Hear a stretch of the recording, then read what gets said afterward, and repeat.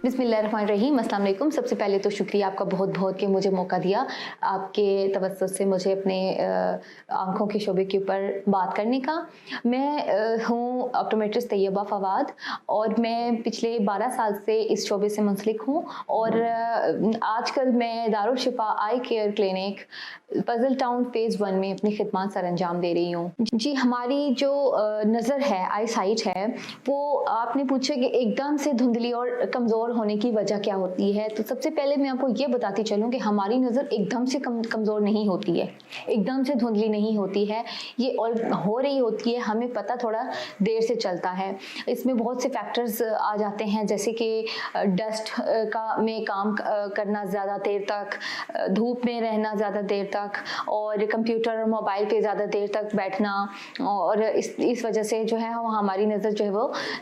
कमज़ोर हो जाती है, मगर अचानक से कमज़ोर नहीं होती है। मरीज़ को बाद में पता चलता है जब वो ज़्यादा फील करता है कि अब उससे ज़्यादा धुंधला नज़र आना शुरू हो जाता है, तो फिर जब वो हमारे पास आता है तो उसकी नज़र कमज़ोर हमें मिलती है और फिर हम उसके मुताबिक उसको चश्मे का नंबर दे देते हैं।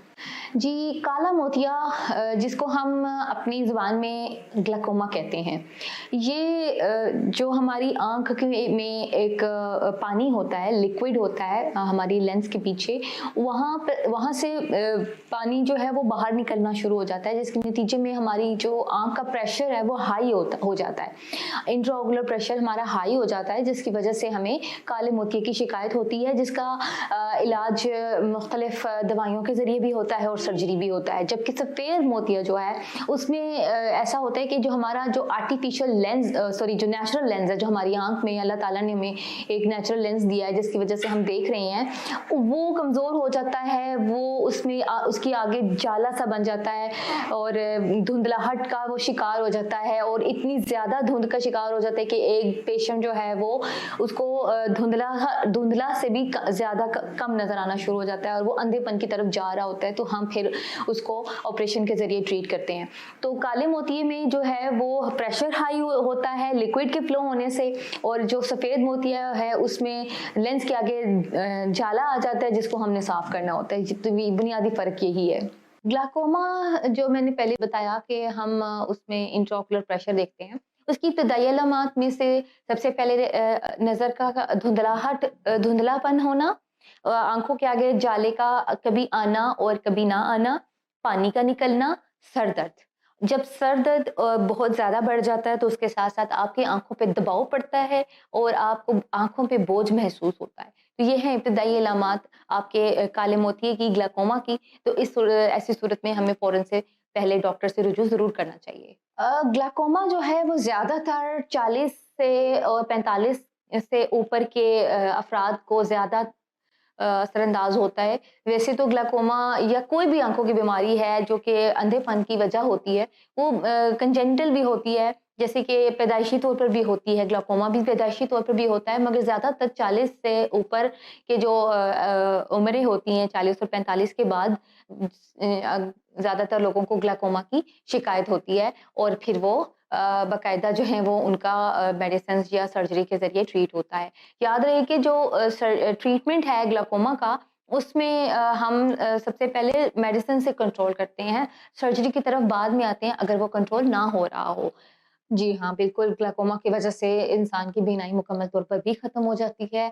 मैं मुख्तलिफ़ जगहों पे कैंप्स कर चुकी हूँ जैसा कि, तो मैंने यही देखा है अपनी प्रैक्टिस में कि लोगों को पानी निकलने की शिकायत होती है, सर का दर्द होता है, मगर वो इस चीज़ को नॉर्मल लेते हैं और फिर एट लास्ट होता क्या है कि वो पानी निकलता जाता है, आँख का साइज़ छोटा होना शुरू हो जाता है और वो अंधेपन की तरफ चले जाते हैं और फिर वो मुकम्मल नाबीना हो जाते हैं। उसके बाद फिर हम ना उसको मेडिसिन से कंट्रोल कर सकते हैं, ना फिर हम उसकी सर्जरी कर सकते हैं। सबसे पहले अगर आपको ये महसूस हो रहा हो कि आपको सर दर्द हो रहा है,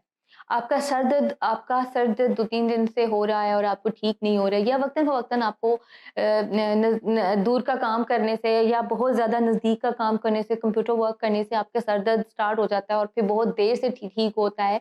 तो बजाय इसके कि आप पैनाडोल से वक्ती आराम हासिल करें, आप डॉक्टर के से रुजू करें। उसके बाद अगर आपको ख़ारिश हो रही हो, आँख में पानी निकल रहा हो, आपकी आँख सुर्ख हो रही हो, ये और इसके साथ-साथ आपके सर में दर्द हो रहा हो, आपकी आँखों के आगे जाला आ रहा हो और आँखें गुम हो रहा हो और आप अपनी आँखें मल रहे हो, तो ऐसी सूरत-ए-हाल में आपको फ़ौरन डॉक्टर से रुजू करना चाहिए। ग्लाइकोमा का जो इलाज है वो अगर टू बी वेरी ऑनेस्टली हम अगर डिस्कस करें यहाँ पर, तो मैं ये कहना ज़्यादा मुनासिब समझूंगी कि ग्लाइकोमा को जो इब्तदाई तौर पर अगर तशख़ीस हो जाए ग्लाइकोमा की, तो हम उसको कोशिश करते हैं कि हम मेडिसिन से कंट्रोल करें। जो हमारे बीटा ब्लॉकर्स होते हैं उससे हम कंट्रोल करते हैं।